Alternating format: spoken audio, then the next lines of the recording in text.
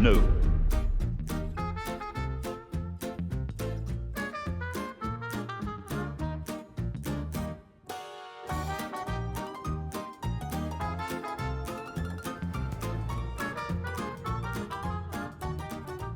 Can a noob beat Elden Ring at level 1? That is the question I ask myself after more than 1 year since I've beaten the game.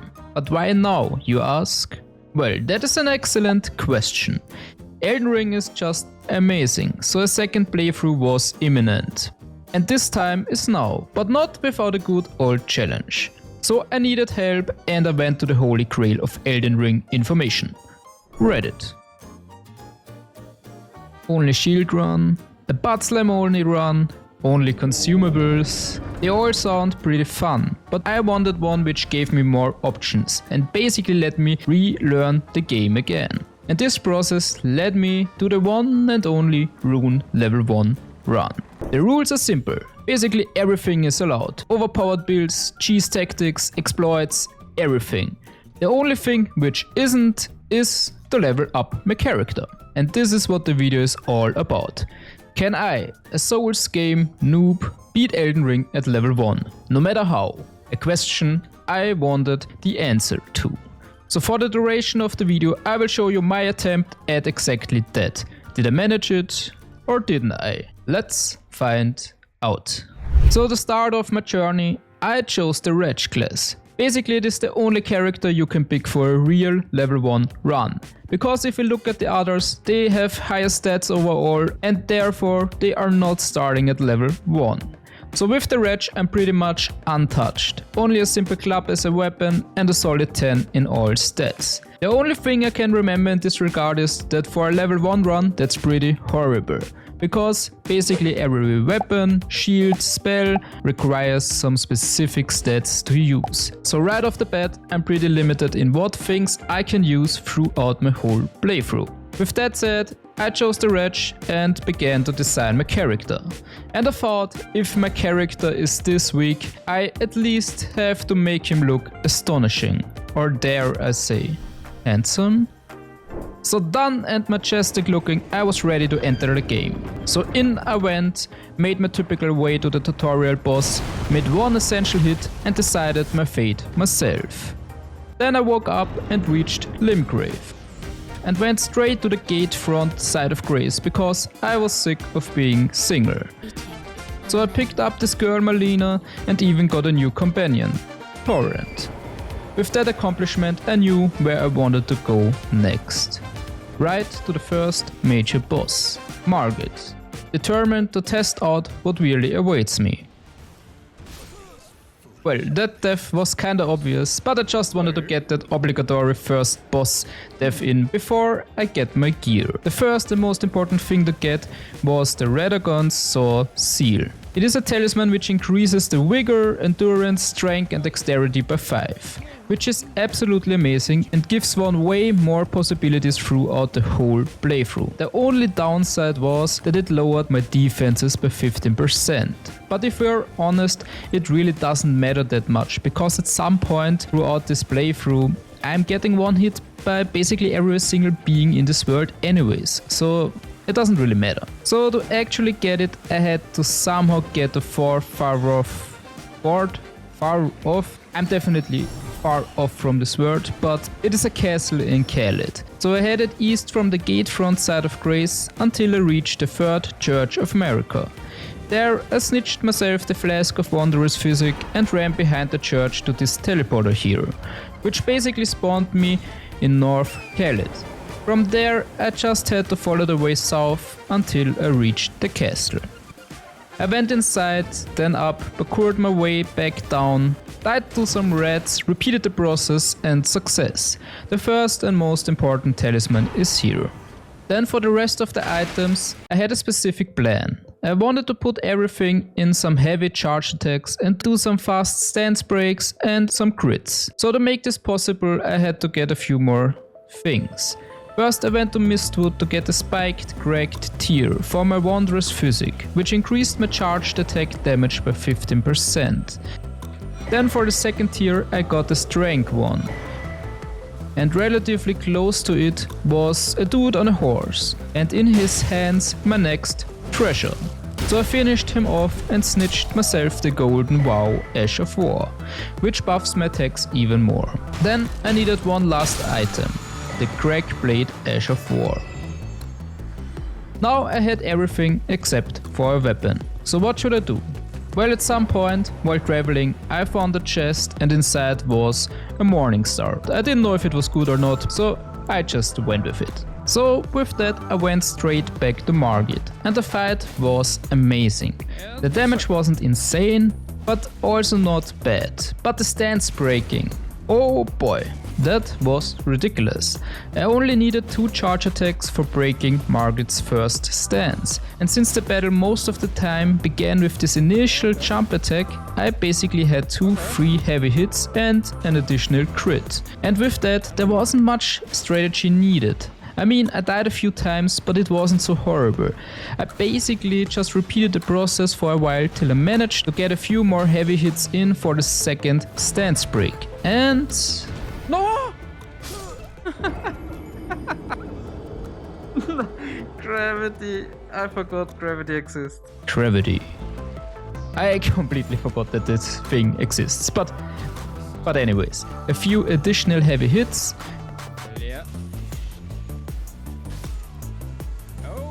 First major boss done, and with Margit decimized I received a new talisman pouch. I immediately went back to Mistwood and picked up the Axe talisman to improve my build, because with it my charge attacks did an additional 10% damage. So after that I continued my way to Stormveil Castle, where the next major boss would wait for me, Godrey. And on my way I remembered a thing, or rather I relived an old trauma. Those damn birds. Then they were just annoying, but now in addition to being annoying, they also one-shot me. So I thought about a strategy.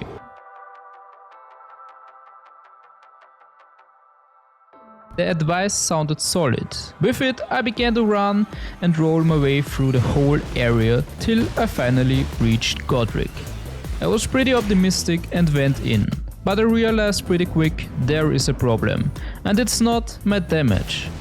My skills in dodging, timing, etc. really didn't shine here, so after a few attempts I thought about getting a real weapon. So I researched a little and found a few weapons which sounded promising. First I got the broadsword from a vendor and then the iron ball from the blackguard. I made a few attempts with both of them, but the damage wasn't really that much higher to equal out my 2 left hands.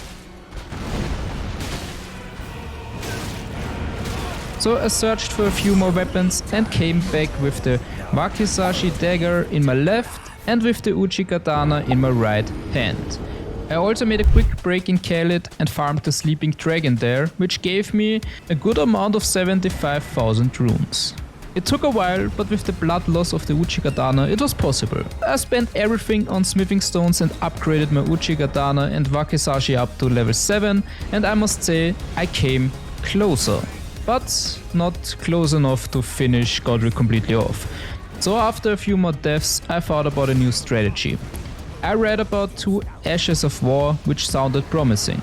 First, I got the Bloody Slash, which in action was amazing. My damage was pretty solid with it, but you know, if I myself reduce my life with each usage, I'm not doing myself a favor here. So many attempts later I had a flash of inspiration. I asked myself, what is the best way to fight fire? Yes, exactly. Fire. With that said, I got the Flame of Red Mains and just battled Godrey from a little bit further away, and well, 2 or 3 attempts later, only 1 flame continued to burn.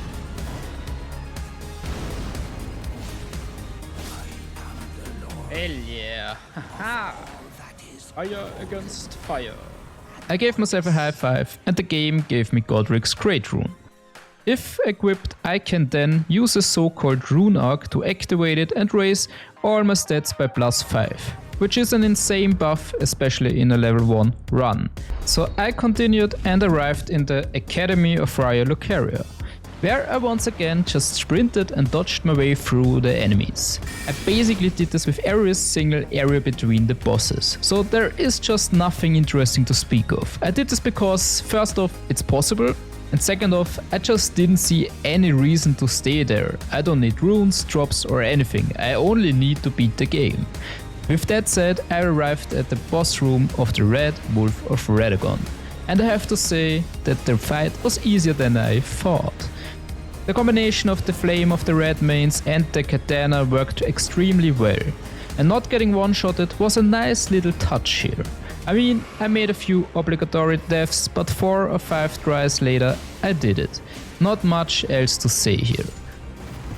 Sit, dog! And after that I immediately made my way outside and over the bridge till I reached the elevator which would bring me to the next main boss, Rennala. But before I went up I had to clear up the mud in front of the elevator. That said, gravity got in the way and finished off my job. So excellent. Up with the elevator, it was time to face off Rennala. And oh Rennala. Or what should I say?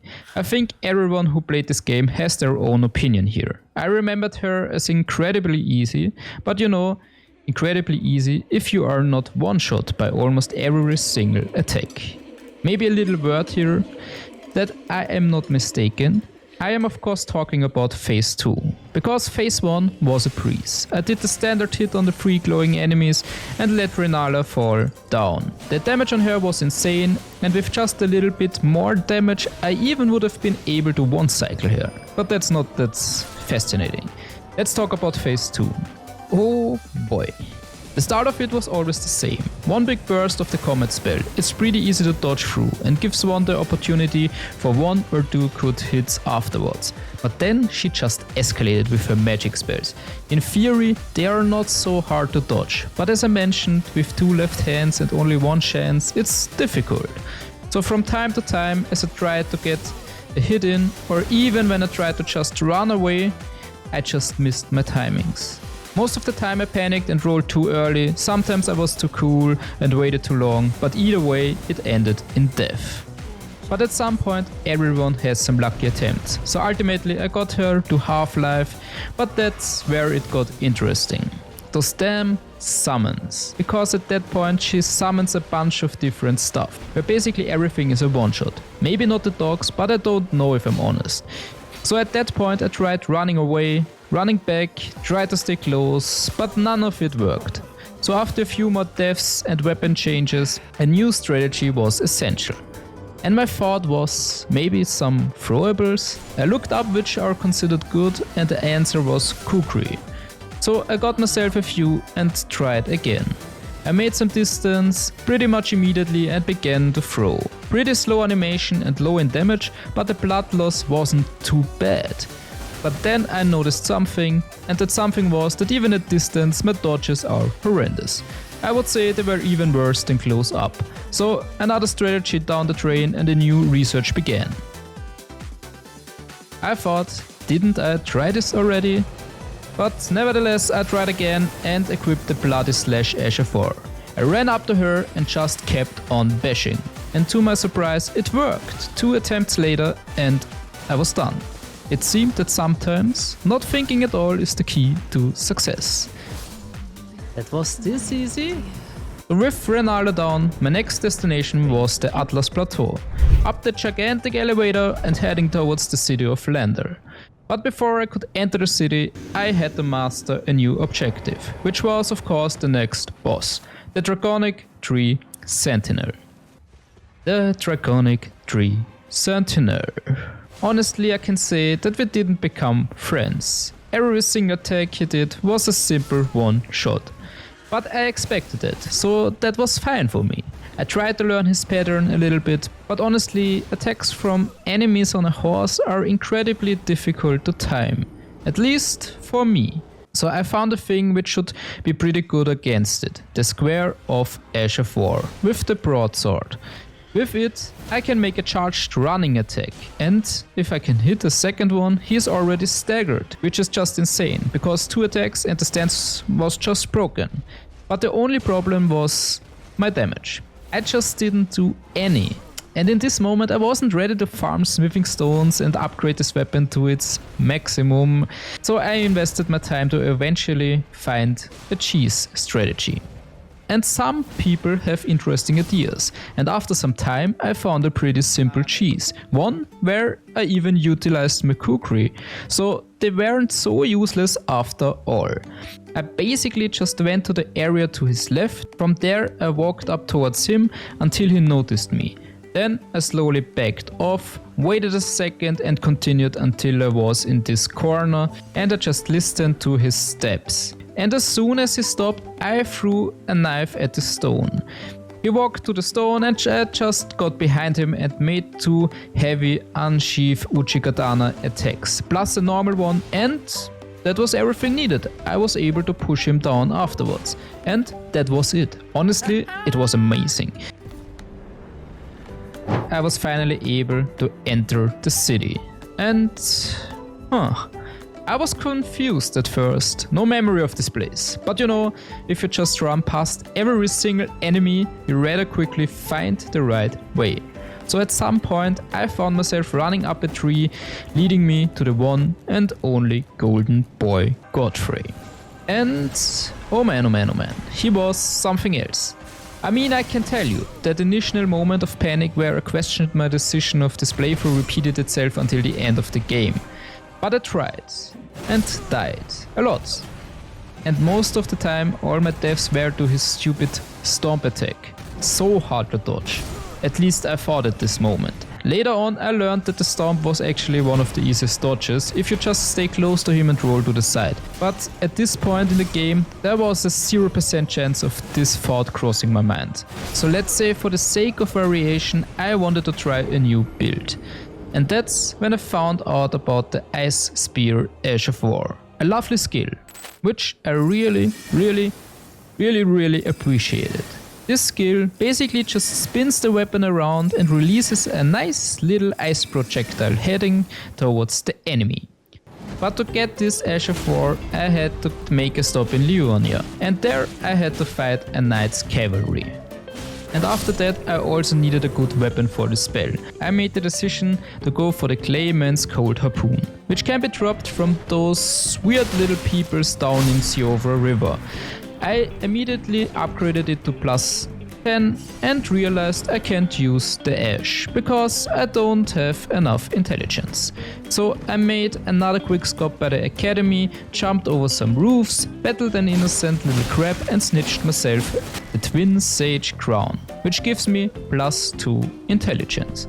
So fully prepared, but to our all misfortune, less sexy, I entered the fight once again. And I don't want to say it was easy, because if we count my deaths, it for sure wasn't, but it somehow felt easy. Because basically I just waited for his starting jump, then I made 2 swirlies, went back and kept my distance, and repeated the process. After exactly 5 swirls, I staggered and critted him. The only difficult part was to read when he was attacking, because sometimes I thought let's make just a tiny little attack and poof, he comes to me and one-shots me. But with a little patience, which I learned throughout this playthrough, it really wasn't so difficult. I just kept my distance and from time to time I could make a little swirl and I staggered him again. And that's basically it. Another big boy down and I got a new talisman pouch. With that, it was time to get a really good new talisman, and in this case it was the shield talisman, because when equipped and when I'm at 100% health it reduces the incoming damage by 30%, so it basically makes it possible for me to survive some one-shots with a little life. Then I also went off to get a new tier for my wondrous physic, which was the Opaline Bubble tier.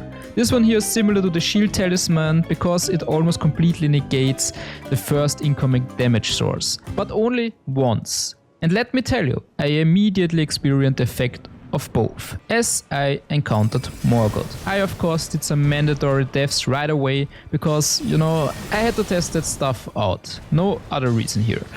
But okay. After a few tries, I did Morgott dirty. The Ice Spear plus being patient really did something. The damage was insane and I got the second phase in no time. and from there on I don't know if I was just lucky, but I got Morgott down pretty much immediately, and there isn't much more to say.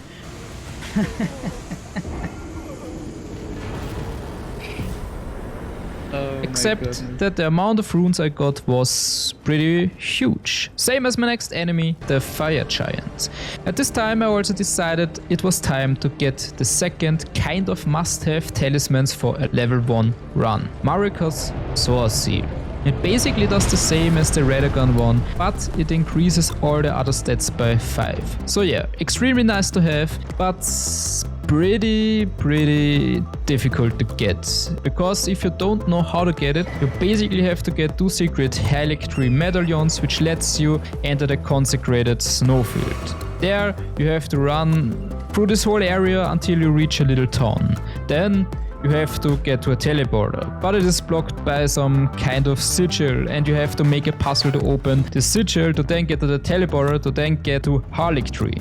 Once if you're there, you have to make your way all the way down until you get to the bottom. There are lots of enemies, you die a lot of times, and then of course there is a boss you have to beat that you finally get all the way to the bottom. And it was a struggle, let me tell you. But as soon as I got it, I also upgraded my spear to plus 18 and went into battle the giant. And already in attempt 1 I found a nice working strategy.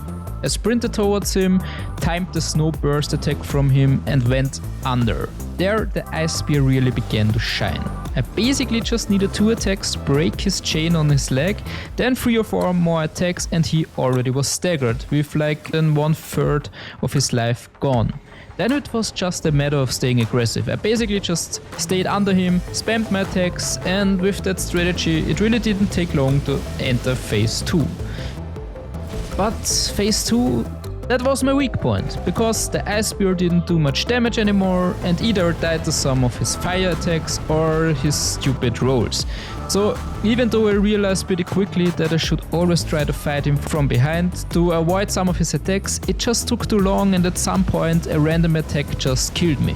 So I changed my strategy for phase 2 and I just got myself the Rotten Breath incantation.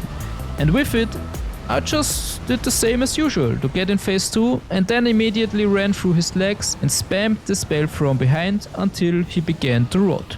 And from there, well, I just ran to the other side of the area, watched the spectacle take place, and that was it. An easy phase 2 skip.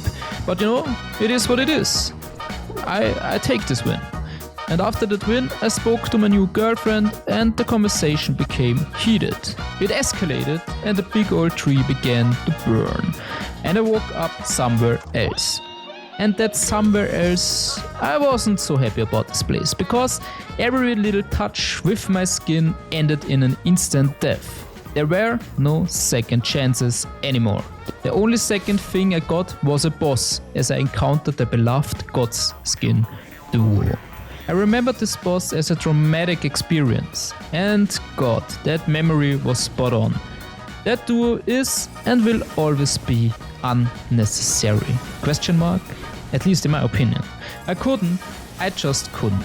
There was basically no way for me to beat them in an honorable way. Maybe in a normal playthrough, but not in this one here, that's for sure. So pretty much immediately I noped out and found a strategy online which should work quite well against them.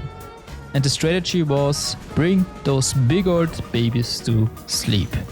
So to make this work, I of course needed some sleep potions, and once equipped I could just throw them onto them and they would in a few seconds just fall asleep and stay in this condition for 60 seconds, which is amazing since I could completely put out one or even both of the bosses. But I have to add, that wasn't enough, because if I hit one while asleep he would wake up and I still have to fight him 1 versus 1. So either I did that or I did enough damage to kill him off before he even manages to wake up. And of course I chose the latter. But for this to work I needed a new weapon. And this weapon was the Serpent Hunter. So I upgraded the weapon to plus 10, equipped Radagon Sword Seal, the Strength Talisman, the Charge Attack Talisman and the Shield Talisman. I also used the Strength and Charge Attack tier, and to finish it all off I consumed a Rune Arc for that additional power spike. And so, just let the fun begin.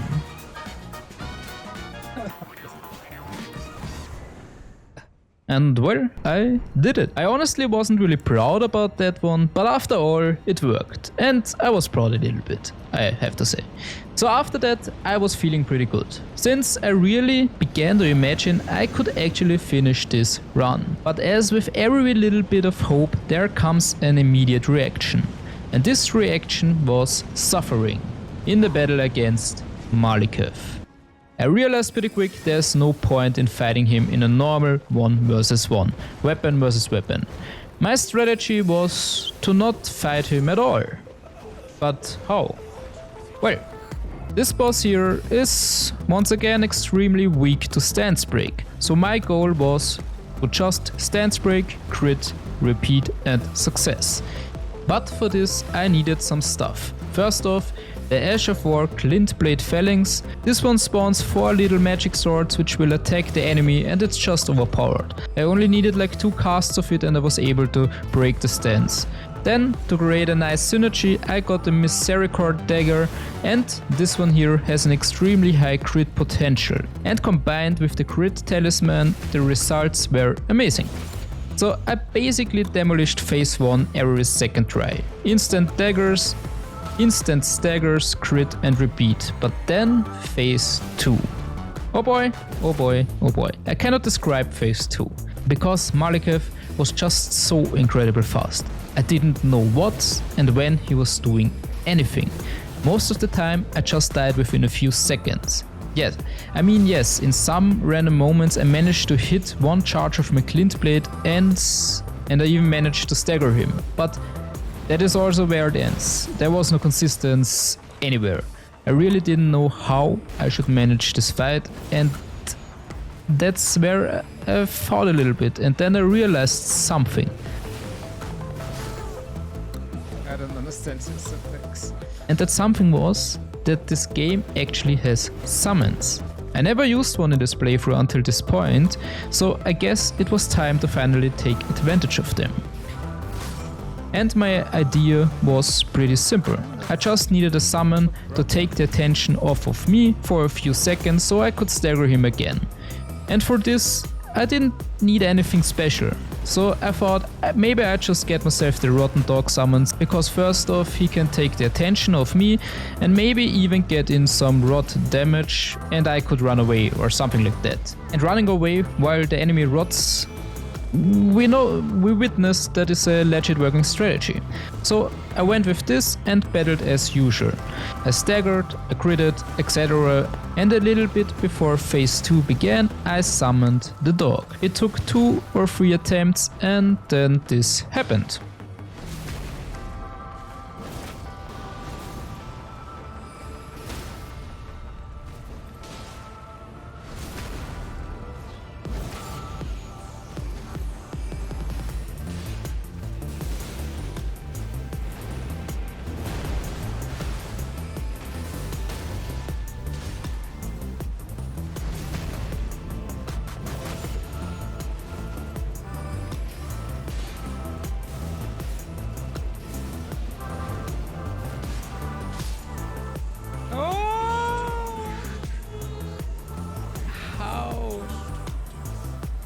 I accepted. I just accepted. Oh yeah. I don't know how, but it really worked. Honestly, I don't know how much the dog did in this attempt, because somehow I stayed close and continuously got a stance break and just could finish him off, but honestly, why should I even question this? He is dead and I could advance. So it was time for me to return to the destroyed city and make my way back up to the Earth Tree. And on my way up, I encountered the boy Gideon, and this fight was pretty trivial. I changed back to the Ice Spear and it was worth it, because I pretty much got him on my second try. And look how dramatic it ended.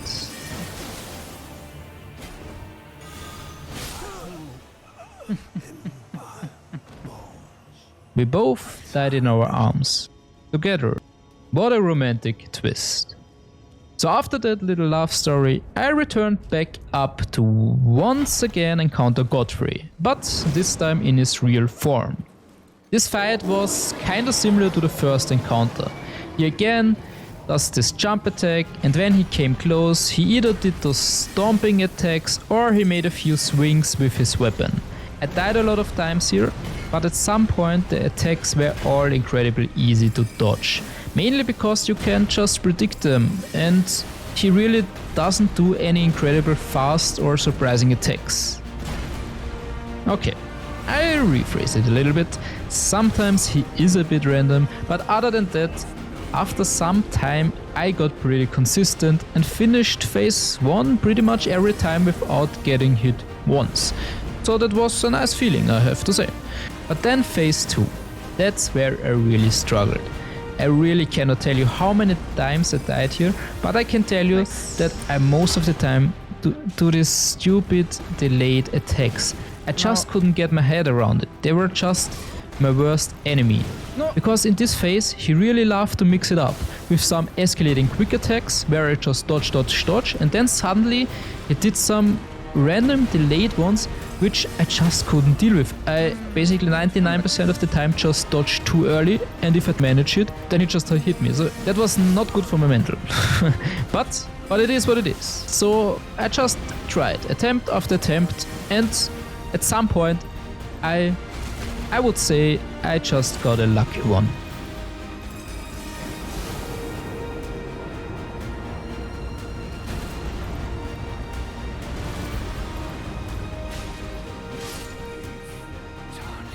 Oh.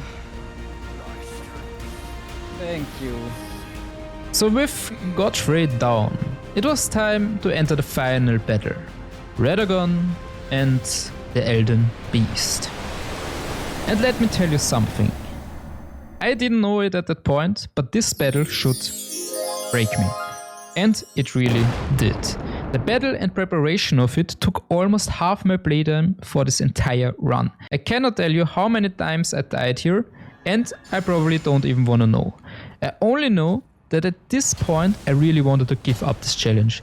But you know, I was this close to the finish line, so I would never give up.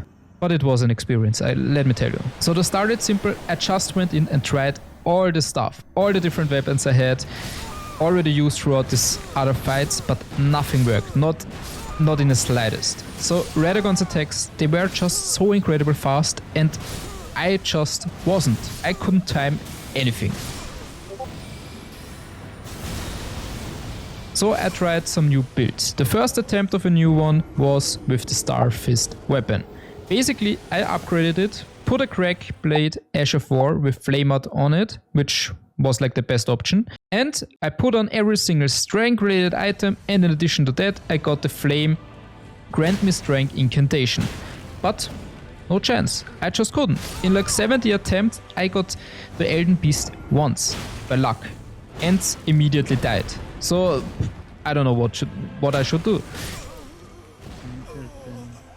Then the second big attempt was to make a jump build. For this I got myself 2 banded curved swords, some jump and consecutive attack bonus damage items, and this is where the armor suddenly came from.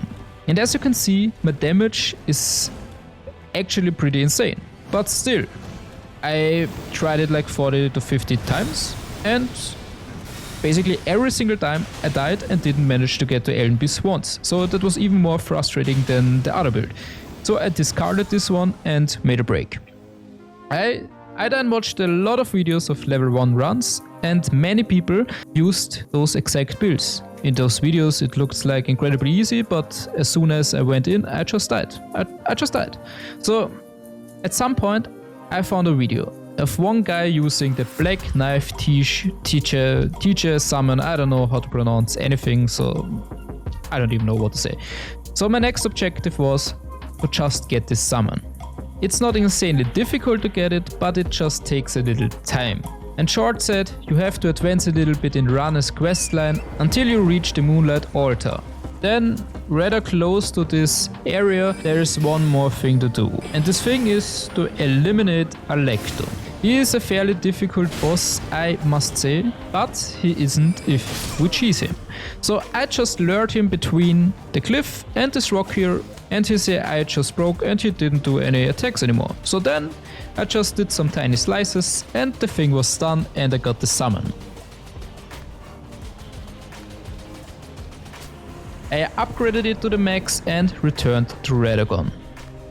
And once there, I realized I just cannot summon him, because he costs more mana than I was able to have. That was a problem, but nothing that can't be solved. There is a tier outside in this world which solves exactly that problem, because it gives you for 15 seconds unlimited mana. So with it I could summon him pretty easily. So once again, let the fight begin. And I got destroyed again and again and again. I once more tried every variation, the Ice Spear, the Glint Blade Phalanx, the jump attacks, everything plus the summon, everything I had, but nothing was successful.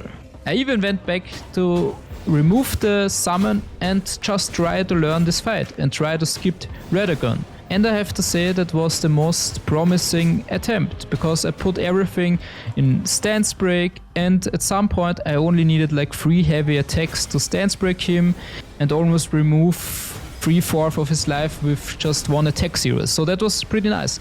But then, you know, he just killed me again. So that's the thing. After like I don't know how many deaths, it was just not possible for me. So I made one last change. I took the Star Fists, put everything into stance break and strength, took the summon once again, and somehow at some point I began to learn his attacks and I could dodge most of it, and then I got suddenly consistent, and then I got pretty much consistently to the Elden Beast, and I felt it. I felt hope coming.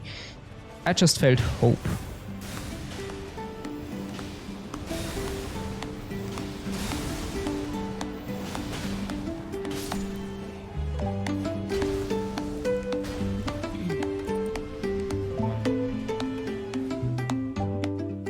And I felt it.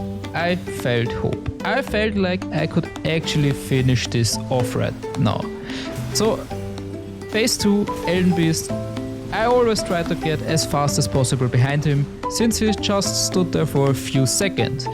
And since he just stood there, there were some free attacks possible, and sometimes I even managed to break his stance right away and he only had like half of his life left. So that seemed like a pretty easy boss to kill, I would say. But that's of course where it gets interesting. That's where the Elden Stars ability from Elden Beast comes into place. Because this attack is just a show killer. Because